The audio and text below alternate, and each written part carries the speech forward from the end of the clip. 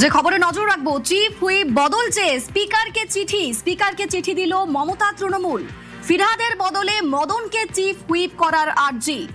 আমাদের সঙ্গে আবির রয়েছেন প্রতিনিধি। আবির, ফিরহাদ হাকিম তিনি ঋতব্রত শিবিরে যোগদান করেছেন, তার সেই কারণেই কি এই বদলের জন্য স্পিকারকে চিঠি? একেবারেই তাই, এবং চিফ হুইপ পদে বদল করছে যে বিধানসভা স্পিকারকে, সে কারণেই চিঠিটা দেওয়া হয়েছে। তবে ইতিমধ্যেই তো যে আগের চিঠি জমা পড়েছিল যেখানে ফিরহাদ হাকিমের নাম ছিল, সেটাকে তো আগেই খারিজ করে রেখেছেন হচ্ছে স্পিকার, এবং যে কারণেই হচ্ছে চিফ হুইপ হিসাবে আখরুজ্জামানকে দায়িত্ব দেওয়া হয়েছে, আবার বিরোধী দলনেতা হিসাবে ঋতব্রত বন্দ্যোপাধ্যায়কে দায়িত্ব দেওয়া হয়েছে।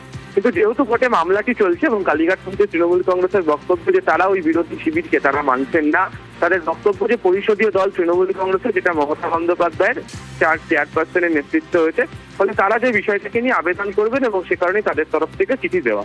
সূত্রের খবর যে গতকাল রাত 9:45 স্পিকারকে একটা মেল করা হয়েছিল কালীঘাট মঞ্চে তৃণমূল কংগ্রেসের তরফ থেকে, এবং আজকে সকালবেলা 10:25 নাগাদ এই মর্মে একটা চিঠির কপি নিয়ে, হার্ড কপি নিয়ে আজকে স্পিকারের সঙ্গে দেখাও করেছেন হচ্ছে শোভনদেব চট্টোপাধ্যায় সহ কয়েকজন, এবং তারা বলেছেন যে এই গোটা বিষয়টি একটা মামলাটি বিচারাধীন অবস্থাতে রয়েছে।